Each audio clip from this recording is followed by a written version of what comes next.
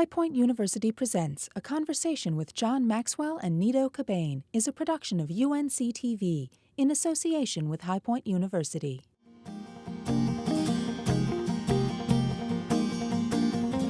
Ladies and gentlemen, welcome to High Point University on this very special day when we honor and introduce to you one of the world's most renowned leadership experts.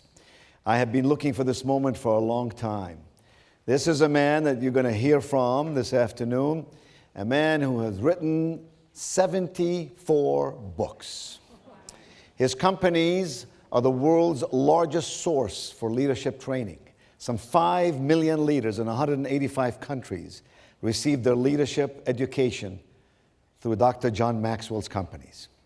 This is a person that the New York Times, the Washington Post, Business Week, Wall Street Journal, and so many other periodicals put at the very top of the best-selling lists. We are in for a treat on the campus of High Point University as we welcome a person who joins a whole host of other experts, best-selling authors, United States presidents, executives of large corporations, scientists and artists and faculty from all kinds of institutions who come here to bring to our students and to our family learning that is pragmatic and practical and insightful and useful.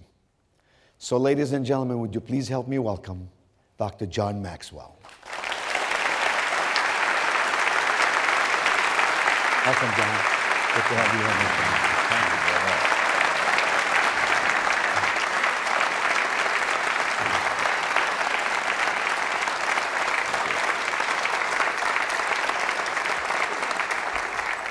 Well, I have been looking for this opportunity for a long time because, like you, I know this guy, and I know of his work, and I know of the impact he has had on the lives of literally millions of people, perhaps on every continent in this world. So, John, welcome to High Point University. Oh, I'm delighted to be here with you, my friend. And I want you to know something. We like you so much that every year here on the campus of High Point University, we publish a daily calendar that people put in their homes, and every day they peel a page and they're inspired by a thought from this calendar. We send it to the parents of our students, we use it here internally with family and staff, and we give it to our friends. We like you so much that we quoted you on January the 2nd. It says, "Life is 10% what happens to me, and 90% of how I react to it." John Maxwell. And if you don't think we like you more, on April the 9th, we quoted you saying, "A man must be good enough to admit his mistakes, smart enough to profit from them, and strong enough to correct them." Yeah. And John, I want you to know something. We've already written the quotes from you that we're going to use in the calendar next year. And one of them says, let me read it to you right here by my back notes, "I have never seen a university quite as extraordinary." Oh,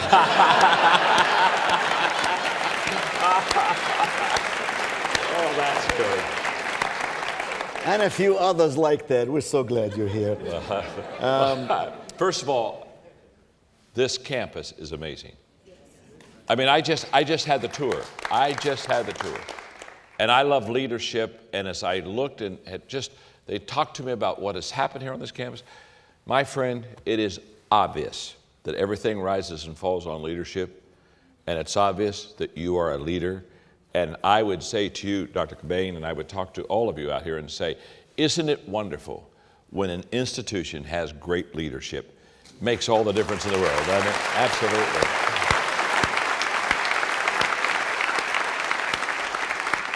Now you understand why we invited him.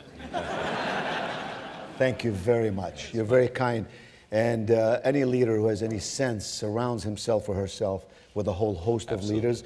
And I'm blessed and gifted on this campus to have stellar faculty, outstanding staff, support from our board trustees and our other constituencies. And you're right, it is about leadership. That's how America was founded, with leadership. And that's why you're here today. We want to learn from you. Dr. John Maxwell was born in the state of Michigan. He is an ordained minister, and he was the minister at 3 large churches across the country, living in Florida now. Yes, absolutely. Living in Florida. And he and I actually have a lot of friends in common, like Zig Ziglar, whom we just lost last year, and Robert Schuller, and Truett Cathy, and others. You know, I've known about your work for such a long time. What is it that really drives you? Oh, it's very simple. I love to add value to people. And when I started speaking and writing, I just had really one desire, and that is to help people make their lives better. And as a very young leader and person, I began to find some principles that I thought were helping me, and I just decided to try to pass them on. And I have never tired, I'm 67 now, I've never tired of adding value to people, walking into their lives, serving them, loving them, doing everything I possibly can to help them reach their God-given potential. That is the most exciting thing that I can do. You know, it's been said that, you know, our potential is God's gift to us, and what we do with that potential is our gift back to Him. And I just like to help the gift. I just like to help lift that lid and raise it as much as I possibly can. And I just enjoy very much watching people reach their potential. I had a time in my life where my success was really important to me, but I passed that. And now the success of people that I mentor, train, teach, write for, that gives me more joy than any success I've ever had. And that was a great change in my life when I began to say, I'm going to live my life, the rest of my life, just to add value to people. And I'm living the dream. I really am. And you've done the adding value bit in exemplary ways, and we're all better because of it. Let me quote from some of your work. Law of navigation. Anyone can steer the ship. It takes a leader to chart the course. Are you suggesting that visionary leadership is what makes the world go around? And if so, what is your definition of visionary leadership? Well, a vision is a picture of tomorrow that creates passion within us today. And so when I say, what is your picture of tomorrow? What do you see for yourself? What do you see for what you're doing? It ought to create a passion within you today. If yesterday was my best day, and if all I can talk about was yesterday, I'm in trouble. Because if we're growing, if we're developing, we appreciate yesterday. We don't devalue it, but we don't go back to it saying, those were my best days. Let me give you an example. I wrote the book, The 21 Irrefutable Laws of Leadership. And at the 10th anniversary of that book, our publishers came back to us and said, would you kind of revise it for a 10th anniversary edition? I said, sure. And I hadn't read the book for quite a few years. The first 3 years, I literally traveled around the world lecturing on it. And it's become the best-selling leadership book ever written. And so anyway, I said, sure, I'll go back and revise it. And I went back and I read it, and I was so depressed. I just thought, this isn't very good. And I went into, I'm not a person that goes into a funk, but I went into a funk for a couple days, and I just kept asking myself, what's wrong with this book? And then it hit me. It had been written 10 years earlier. And in 10 years, I had grown. And so when I wrote the book, I was on the same level of it, but in 10 years, I'm still growing. When you're learning and growing and listening and experiencing things like today, I mean, I could hardly wait to get here. I know we're doing Q&A now, but I could hardly wait to get here so I could ask you questions because I've admired you and I've followed you, and I've thought, I've got a whole bunch of questions I want to ask you. And I just learned that if you keep asking questions, you keep learning, you keep growing, and life is a wonderful, wonderful thing. So people ask me all the time, say, John, when are you going to retire? And I don't want to retire. I mean, hello. I mean, well, they'll look at you and say, well, can you? I said, well, yeah, I can. I mean, I'm okay. I've sold 25 million books. I mean, do the math. I mean, hello. I can retire. Trust me, I can retire. But who wants to retire? You know, I mean, I just love what I do. And so, but people keep asking me. So I finally found an answer, and that is, when I die, I'm retiring. Honestly, when I'm dead, I'm not coming back. I'm not coming back to be here with you. I'm not going to write any more books. I'm dead. You know what I'm saying? I've retired. But I love my life, and I love helping people, And again, you can see I got it from my father, and it's just amazing. So I mean, I think we hear you. You're talking about being in a continuum of learning. Oh, of course. School is never out for the pro. Yeah.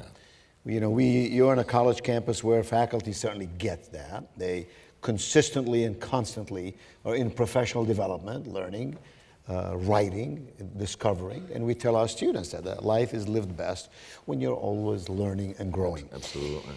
So here's something you wrote. It's called "The Leader's Greatest Return is Developing People." You said, what does developing people mean? You said, I live life to add value to people. Absolutely. What does developing people mean? Developing people means I value them. Developing people means I commit time to them. Developing people means I mentor them. Developing people means I equip them. Developing people means I empower them. Dr. Maxwell, is leadership a mindset? Is it an attitude? Is it a skill? Is it something you're born with it? Is it something you're born with tendencies towards it? Is it something you learn, something you choose? What exactly is it? Well, first of all, leadership simply defined is influence. It's that simple. Your ability to influence people allows you to have the privilege of leading them. You can't lead anyone that you can't influence. In fact, my favorite leadership proverb is, "He that thinketh he leadeth and hath no one following him is only taking a walk." And by the way, don't we know a lot of people in leadership positions taking walks? You know? There they go. You know? And when you ask me about our leaders born, that's when I do Q&A. That's the number one question, because I do leadership all the time. That people raise their hand, they'll say, "John, are leaders born?" And whenever they ask me that question, I look at them and say, well, "Of course they are."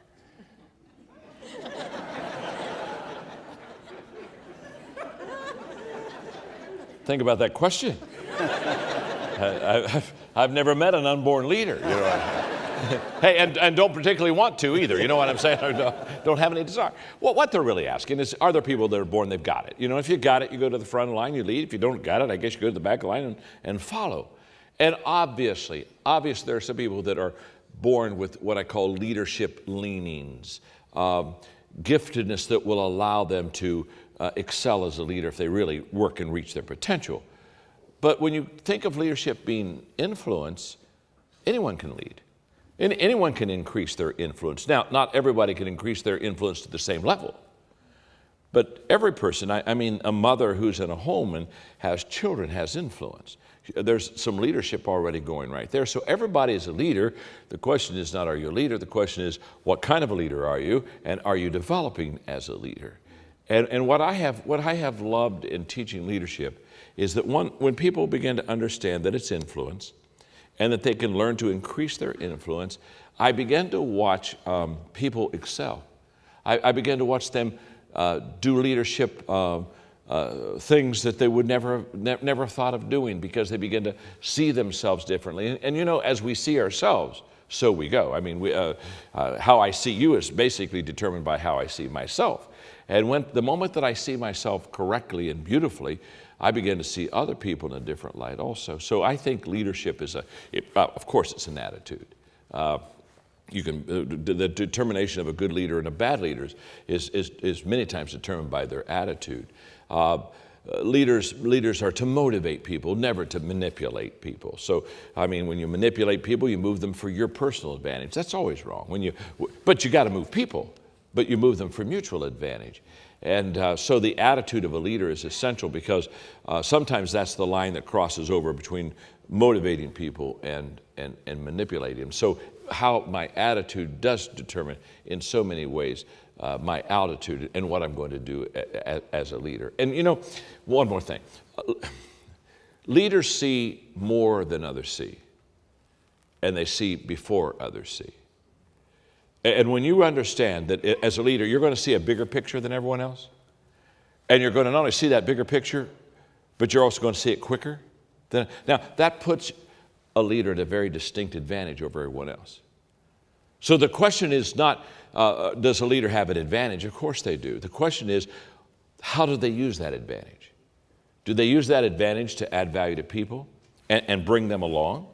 Or do they use that advantage to go before people, take off, and do all the winning? Because they're going to win. They're going to finish. And leaders, every day, have the privilege of starting first.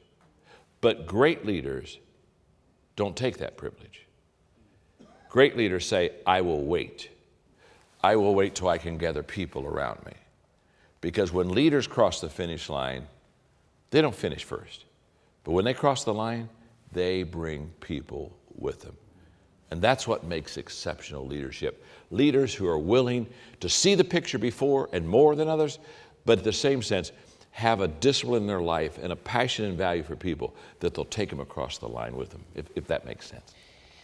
Warner Books in the year 2003 published one of your books, and the title of the book was and is, There is No Such Thing as Business Ethics. Really? There's no such thing as business ethics. There's just ethics. And you either have them or you don't. And if you have them, they work in business. Oh, happy day. And if you don't have them, they're not going to work. I mean, you can't compartmentalize ethics. I mean, it's kind of like, okay, in my business I'll be ethical, and over here in my community I won't. I mean, you can't. I said I can't write a book on business ethics, and that's where the title, There's No Such Thing as Business Ethics, I mean, being a marketer, he said, got the title for the book, got the title for the book, and he was very happy. And then I went away and I said, you got to give me a month to think about it, because I thought in a culture, in a society that has no absolutes, how do you teach ethics? I mean, come on. If everything's moving, there's no baseline, there's no standard, there's no North Star, how can you teach ethics? So I worked on it, and I took my writing team for 2 days to Nashville, and we just wrestled with this issue of how can we do this? And we had a eureka moment. We decided to build the book and base the book on the Golden Rule. Because the Golden Rule is in every religion and every culture in the world. We got our research people on it real quick, and so we said, okay, we'll base it off of the Golden Rule, and we wrote the book, and it received a lot of kind of awards from organizations that really espoused ethical living, but I really enjoyed that book, and when I go into corporate community, they're always asking me a lot about that. In fact, the Wall Street Journal interviewed me the other day, and they asked me about ethics. And, a lot of companies now teach it, which is a wonderful thing. And they said, can you teach ethics? I said, well, of course you can. It's a wonderful thing that they're doing that. But I said, it does no good to teach it if you don't live it. So, step number one is not do we have a class on ethics. Step number one is do we have a teacher that's ethical? Let's start there, and when I go to Beijing University, because they use a lot of my leadership there, and so when I go there to teach and lecture, they're always, these Chinese bright kids in business school, the number one question they ask me are questions on ethics, because they've lived in a culture for so many years that didn't have that. And all of a sudden now they're getting exposed to other countries, and they're having to do deals, and all of a sudden they're realizing there's going to have to be some kind of a standard there. So it was a fun book to write, because I felt that it gave me an opportunity maybe to change a little bit of the soul of America and I think that it did give me that opportunity, but there is no such thing as business ethics. Well, you touch on a very important point, which we believe in wholeheartedly at High Point University. And the point is that who you spend time with is who you become, what you choose is what you get. Absolutely. And what influences your choices and what influences the opportunities of who you spend time with. It's the zone in which you live. So, Dr. Maxwell, what we've done at High Point University effectively is not simply take students and say, here's an opportunity to major in this discipline or this discipline. But rather we said, this is an opportunity for you to get a holistic education, to prepare yourself for the world, not as it is, not as it was, but as it's going to be. and to create an environment. We tell our parents that we've created an environment in which, through which, by which students choose to be extraordinary. The environment feeds it. Let me just give you an example. Our campus is always clean. Visitors here are baffled by the notion that they don't see people running around cleaning the campus. I said, you have 4,300 students plus another 1,500 employees. How can that be? And we said, if the environment is clean, if you set the standard of excellence at this level, what would students do? They will attempt to reach it. If you set it here, they will attempt to reach that too. If the place is clean, who is going to be the first dingaling to throw a piece of paper on the crowd? Absolutely. And I think that's your point. Oh, no, your point is that ethics works that way. Yep, it does. That if you choose to live in an environment and with people who are that way, it influences the very person that you become. And they're caught more than taught. And that's so true, because people, when they see it, people do what people see. And 89% of what Stanford research says, 89% of what we know, we learn visually. And so when you look at a campus like this that is beautiful and it's clean, and you can visually see excellence across your campus, what are the students going to do? They're going to go right to that level. Again, that visualization, that environment creates the behavior, no doubt about it. In the year 2000, Thomas Nelson published a book by you called Failing Forward. What's that all about? Listen, how many of you have failed at least one time? Let's raise your hand. Okay. Today. And my publisher didn't want me to write the book because they said nobody will buy a book on failure. I mean, they said they just won't.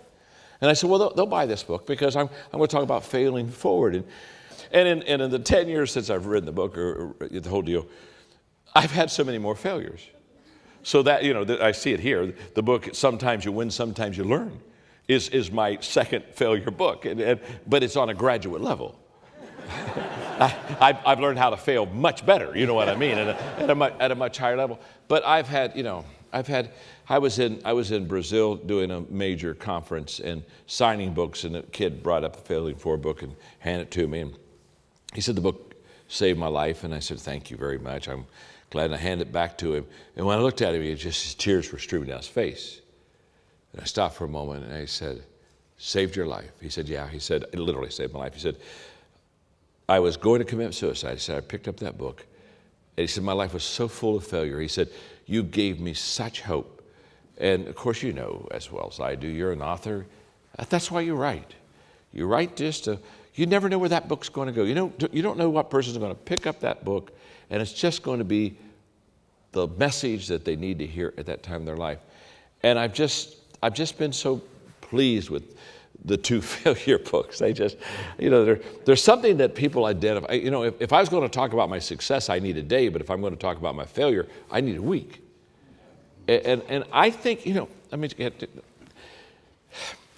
I think if you're successful, you create what I call a success gap. And that basically, if a person's just successful, if you're a successful life, you don't even do it on purpose, but you get a gap. I mean, you're here, and average people are here, and I mean, you've seen more places, you've had more opportunities, you've got more money. And so this gap happens. I don't think we try to create it, but it happens. And I, very early in my life, said, I'm going to do everything I can to close that gap. Because I don't want to be anybody's star. I don't want to have fans. You see, if you want to be a star and you want to have fans, you create the gap. In fact, you try to widen that gap. You want to be here and you want everybody to go, oh, ah, and then amazing what they can do. And I said, you know what, I don't want to have fans, I want to have friends.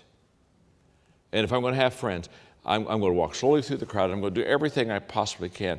And I think one of the ways, not the only way, but I think one of the ways to close that gap is to talk very candidly about the things that I've done that haven't worked out, or my failures, or just my humanness. And as soon as I start talking about that, people just you can just sense them come around and say, I got you. You know what I mean? I understand you, because you don't help people if you have a gap. They look at it and they say, I can't achieve that. I can't get there. They're too big. They're too fast. They're too wonderful, whatever that is. But when you close that gap and you walk slowly through the crowd, then people begin to say, wait a minute. I can get there. And if you're successful, your desire more than anything else should be to come and close that gap until other people can come around and say, I can get there too. And I think that's what you're doing with the university. I think what you're doing is you're creating an environment of success and excellence and vision and potential.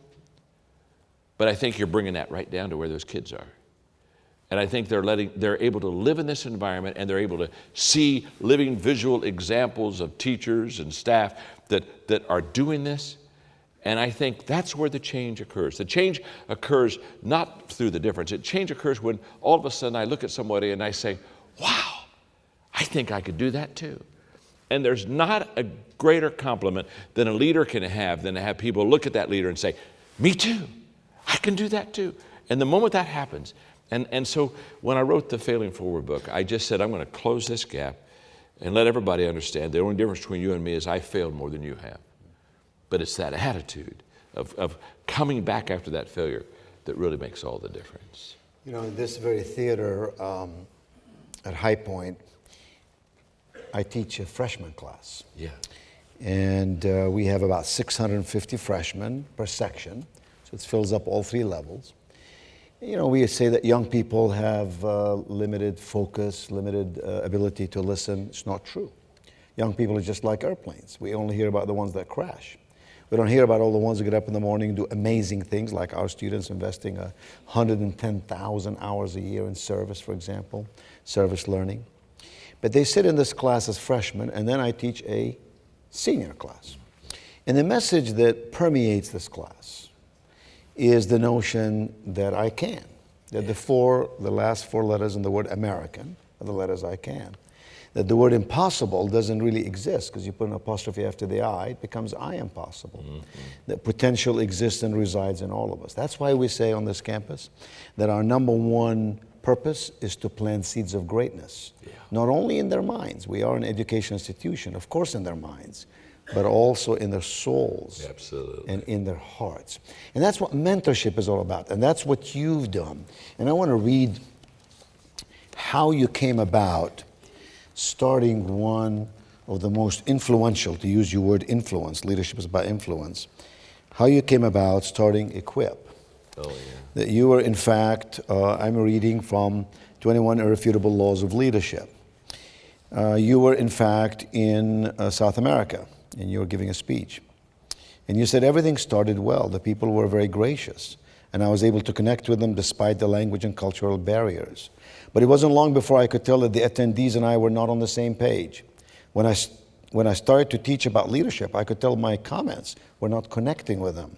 They didn't engage, and what I was trying to communicate didn't seem to make an impact. And I'll skip a little bit. This wasn't the first time I had experienced such frustration. I noticed that whenever I traveled to developing countries, I faced similar situations. I suspect that in nations where there is no strong business infrastructure and where government doesn't allow the citizens much freedom, it is difficult for leaders to develop. I'll skip again. After listening patiently, my wife Margaret replied, maybe you're the one who's supposed to do something about this. And then you went on to talk about how you began a new organization called Equip. Tell us what that stands for, Equip, and what does it do, and what did it do? Well, it stands for encouraging qualities undeveloped in people. And when Margaret, I was so discouraged after an international trip, I said, I'm not doing this anymore. It's just hard. And besides, I love humor, and you know, you've done international stuff. So much doesn't cross over and transcend. And so I just said, I'm going to stay in the States and do my stuff here. And when she said it, maybe I should do something about this, it just pierced my heart. And I spent a couple of months just wrestling with this issue of doing something about it. And then I made a decision. My brother, who's 2 years older than I am, very successful in business, he and I had a long conversation, and we said, let's start a leadership organization to train in especially in developing countries. And that's how it started. It started with a little thought, little prayer. Little did I realize that was 16 years ago that we would become the largest leadership training organization in the world. And we're just a few months away from being in every country in the world. And it's been so amazing, it's been so satisfying, but it hasn't been easy. Because when you go internationally, people think leadership is position and title and authority. And I can remember I spoke when the Soviet Union fell. It was going to fall, but 2 weeks before it was official, they invited me to the Kremlin, and I spoke to, I was the first non-communist to go in, and they asked me to come in and speak on leadership and future and vision to 5,000 people. And I remember as I looked at their faces, they had no hope. And I realized that they were in an environment, in a culture that they didn't even have a good picture, a healthy picture of what leadership was. And so we took it on as a challenge, and today it's the most rewarding part of my life. We're in Guatemala now. We're now into what we believe is we're going into the 7 streams of influence in countries, and starting with the top, with the presidents of the countries, the business leaders of the country, the top educators, the cabinets, the Supreme Courts, and we're going to the top, and we're teaching leadership values. And this is incredible. This is amazing. We started in Guatemala last June. I have a coaching company. I flew 150 of my coaches in. And in a week, they trained 19,000 leaders in teaching roundtables with values. And those 19,000 leaders all started training, and now 150,000 people are going through values-based leadership training. And what I learned is this, going back to ethics and values, something I know you hold very dear, that when you teach leadership values, when people learn leadership values and start to live those values out, there is an automatic lift in their life. I mean, you don't have to go in and pump them up. You don't have to go motivate them. They lift themselves because they see, think, and behave differently. And we're seeing that now in Guatemala, and countries in Latin America are saying, okay, we want to be next. And so I just close with saying that, boy, I'm glad Margaret looked at me and said, you ought to do something about it, because I think if she wouldn't have said that, I think I would have settled for second best, which reminds me again that isn't it true in all of our lives? People come into our lives, and God uses them to speak truth into us. And so many times from them and from what they say or what they've done, it's changed me. And today, Equip is an amazing organization. But it began out of that conversation on the plane with Margaret. And she always lets me know that what I am today, it's because of her. And it's so sickening because she's right. Oh, I hate that. So a part of an effective leader's job, responsibility, calling is to mentor, to coach. Yes. To be a hero, a model, a mentor. Yeah, absolutely. So on a university campus, of course, here we have programs in leaderships, in human relations and other areas. And we have freshman advisors. I think we have some of our students here today, and freshman advisors here, yes. And so when a freshman comes to this institution, they are assigned an advisor, a coach, who helps them chart their course through the 4 years of this institution. And at some point, they then transfer to a leader who helps them with internships and career services to prepare them for life. One of the things that I've struggled with, and you wrote about, you said the fallacy of leadership, and I think lots of leaders struggle with this. The fallacy of leadership is thinking that if you can lead in one area, you can lead in all areas. Yeah. So how does one recognize and acknowledge that, and what does one do about it? Well, I believe that to be very true. I think leadership is influence, but for example, if I have to lead in the area of technology, I wouldn't be the leader. It's not an area that I'm any good at. I have no skills in that area, have very little knowledge. And that's why I say great leaders, they lead in their strengths, but they don't lead in their weaknesses. And they follow in their weaknesses, and they lead in their strengths. And what that means is that there are days when I lead, and there are days when I follow. In fact, I'm not sure I would follow a leader that isn't following somebody. I'm not sure that I want to follow a leader who believes that he or she has all the answers and always knows the path. Because I think we can do a tremendous disservice to people when we try to, fake it till we make it. Try to somehow act as if we have answers. And the more that I've done leadership, and the older here's what I've discovered. When I was young, I was certain about everything. I was just good. I mean, I just knew. I remember as a pastor, before we had children, I did some of the most incredible messages on parenting. I mean, I was good. I mean, I was really good. And then I got humbled. It's called kids. Now I'm a grandparent. Grandparents, hello. I mean, grandchildren are God's reward for you, not killing your children. In fact, I'm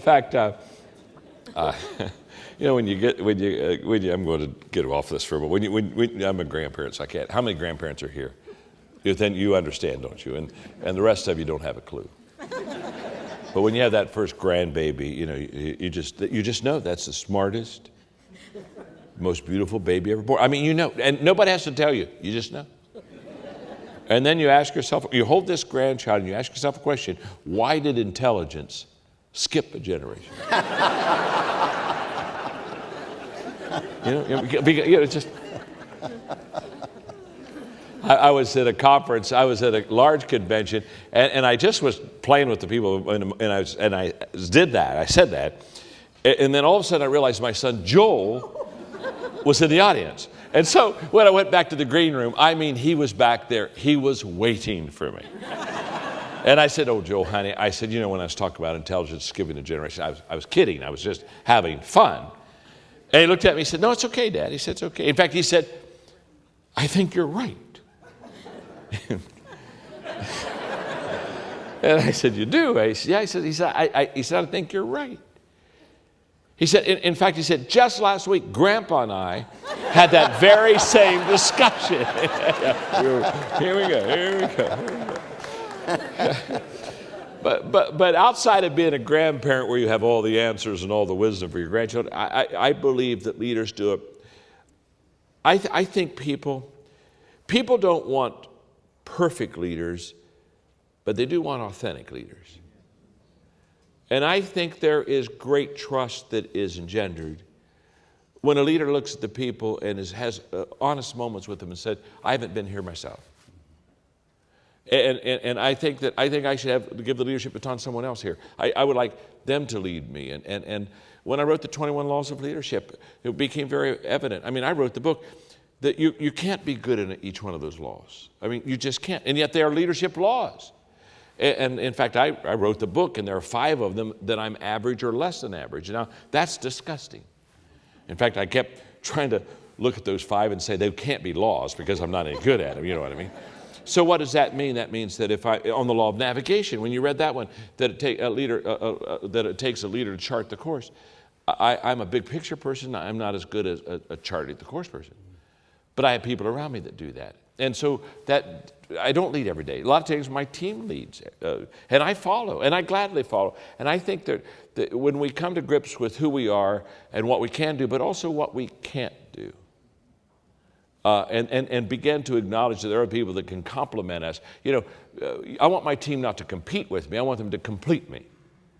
And I find that statement on leaders, that once you recognize that you can't lead in every area, you shouldn't lead in every area, then you become a willing follower. And some of my best moments really have been when I followed somebody. I value those moments. I value the following as much as I value the leading. And I think that if you don't value both, I think you're an incomplete leader. Let me ask you a series of questions and give me short answers. Okay. Can you give me short answers? No.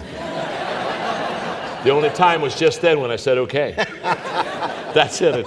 Shortness is over. You know what I'm saying? I've done my best. The role of faith in leadership versus the role of courage in leadership. Well, to me, they connect. My faith gives me courage. My faith allows me to believe further, deeper than what I think people that lack faith believe. So it's not either or to me. My faith gives me the courage to lead. So here I say that High Point University transformed itself in the last 9 years because we collectively have faithful courage. Yeah, I think we're saying the same thing. We are. I said it a little better than you said it, but it's the same thing. In fact, in my next book, I'll quote you. In fact, next calendar. the next calendar. But I'll not only quote you in the next book, I'll give you credit. I'll put it. Now I won't give you royalties, but I will give you credit. Okay. The role of entrepreneurial spirit in leadership. Is the entrepreneurial spirit a cornerstone for being an effective and productive leader? Let me say this. I've known entrepreneurs that I did not think were great leaders. So they're just creative, and they are driven, and they are good at doing something, but that doesn't mean that they are necessarily good at leading something. But all leaders that are great have an entrepreneurial spirit. So there's a difference. And what I mean by that is when they have this vision, the more they walk toward that vision, the more entrepreneurial they become. Because the walk is the discovery of the vision. When you start, you don't see the whole picture. And as you move, the picture begins to be much more clearly. And that's where the creativity of a leader and the entrepreneurship of a leader comes into that vision. So what I always tell is leaders is very simple. You start off with a vision, but it's not the same as you start walking. You become entrepreneurial, and you begin to see opportunity, and you begin to see open doors, and you begin to walk in it that way. So here's a statistic that's pretty astonishing. Recent research suggests that college graduates, today's college graduates, will change jobs between 40 and 50 times in their lifetime. That's staggering. They don't change jobs because they're lazy and get fired. They don't change jobs because they necessarily just get bored. They change jobs because the jobs become irrelevant, because technology may take over the jobs, because we'll find new innovative ways to do what the human hand could do faster, better, and more efficiently. So if that is true, then we in higher education ought to be focusing diligently and thoughtfully on instilling this entrepreneurial spirit in every one of our students. Because how do you change that many jobs if you're not innovative, if you don't have an entrepreneurial spirit, if you're not flexible and nimble? No question.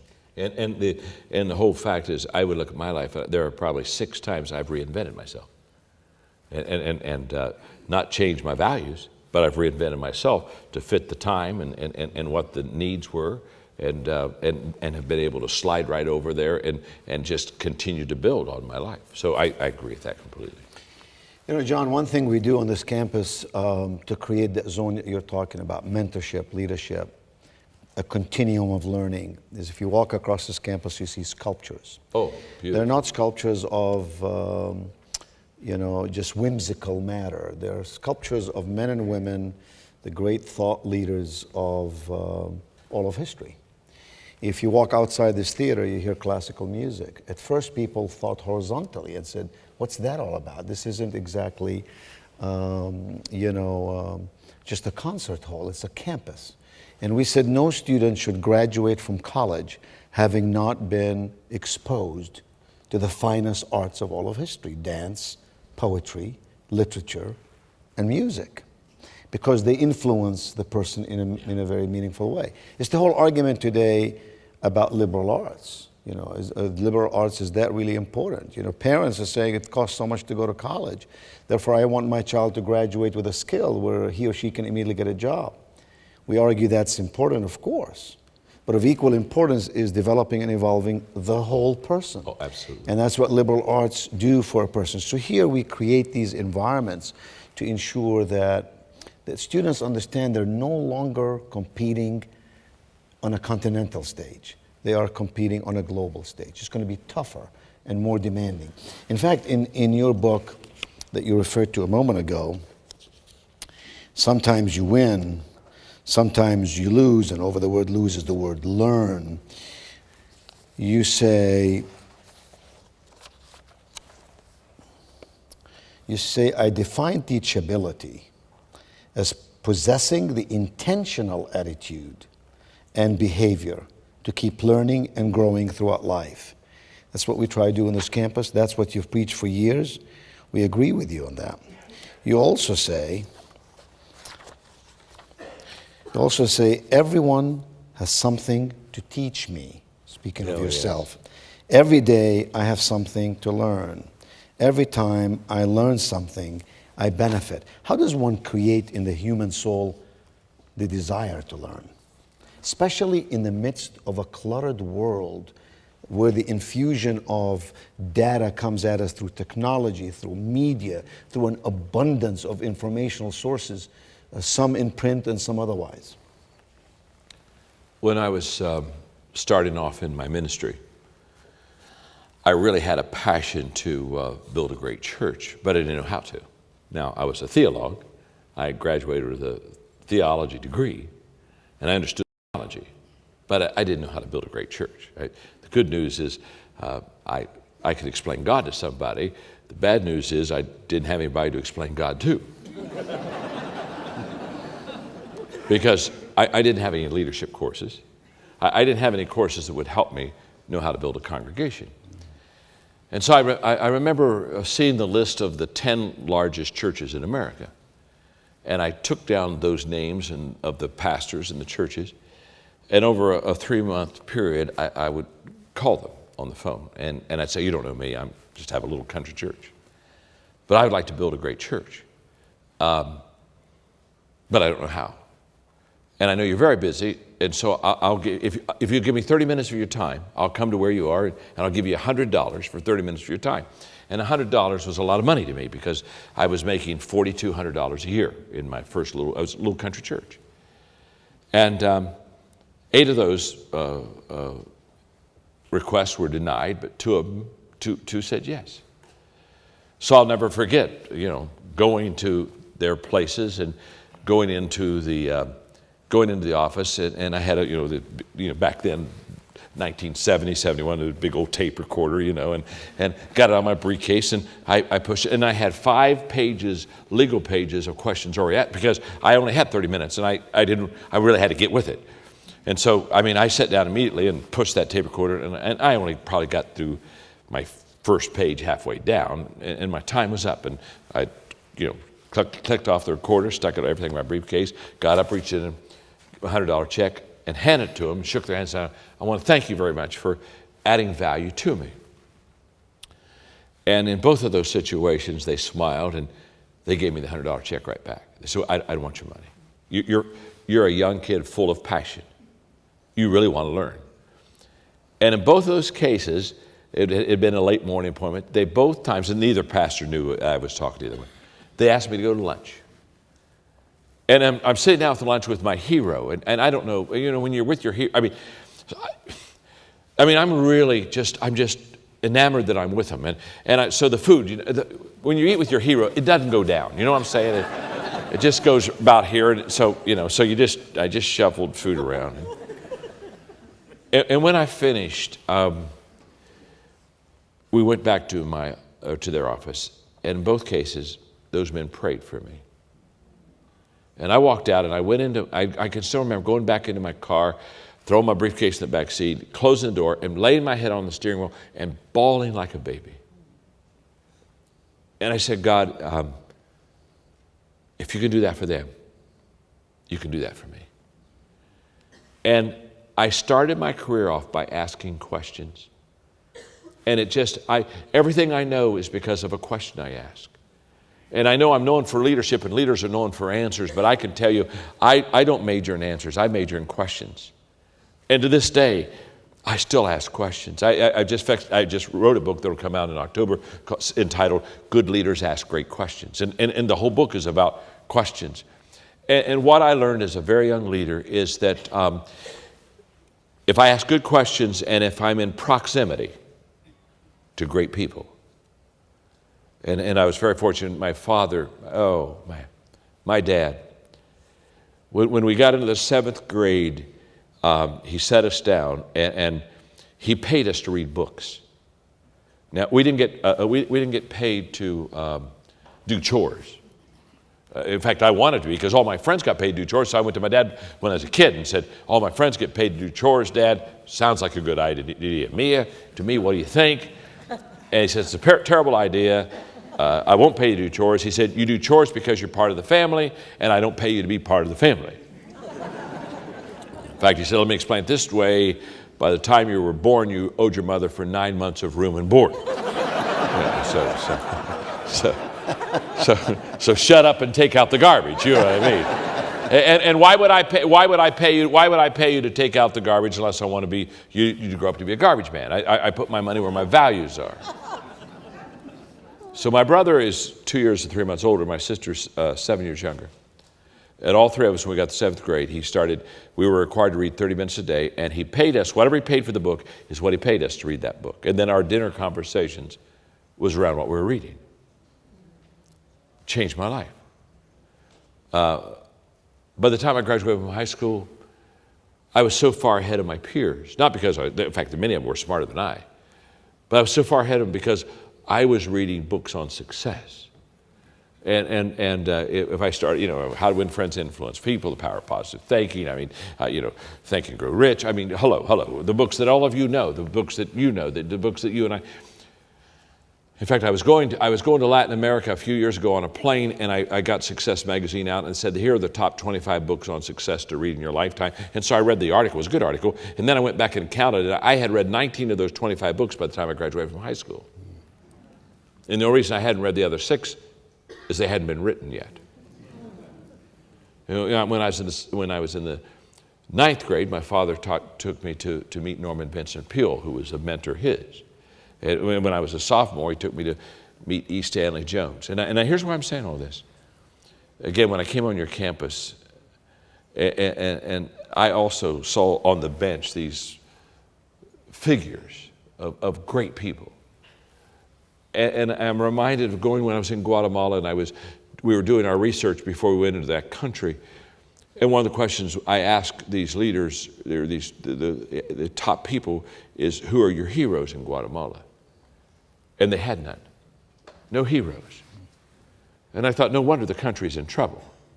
And then I thought, as I went by and saw these bronze, I said, look what you're doing. You are visually, again, putting in front of these kids men and women who they can look to and study and look up to. And it changed my life. And between the 7th and high school and reading the books, and then starting off my career and going to those 2 pastors. By the way, those 2 pastors, I asked them to do something for me.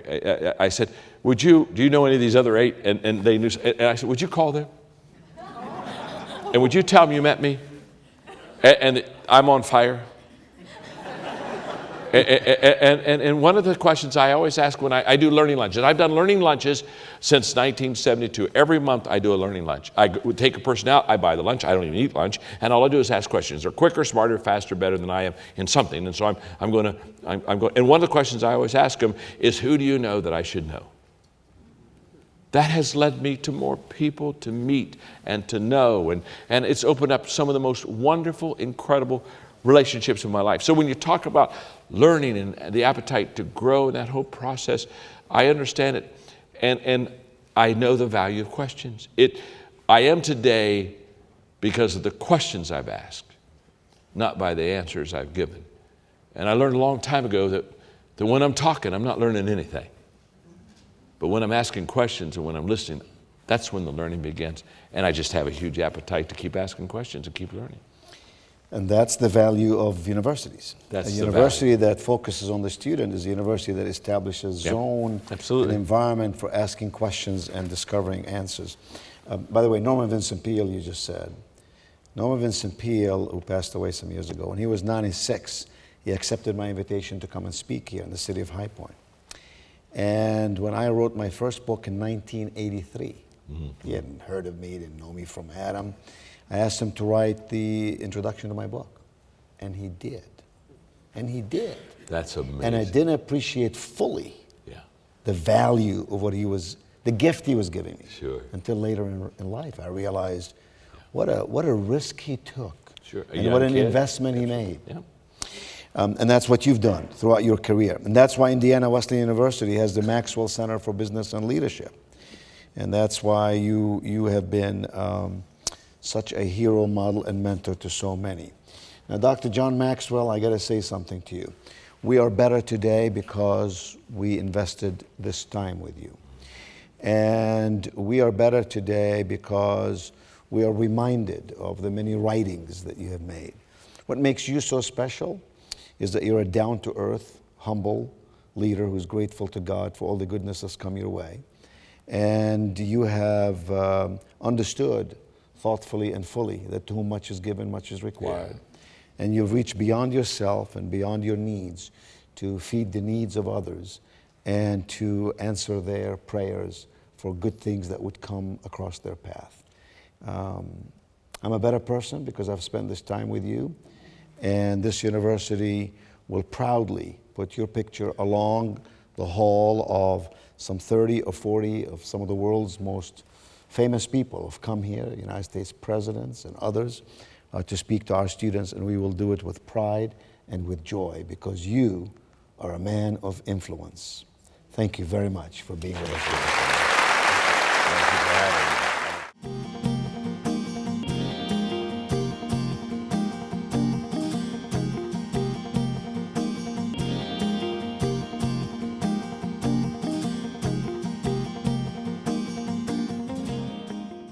High Point University presents A Conversation with John Maxwell and Nido Qubein is a production of UNC-TV in association with High Point University.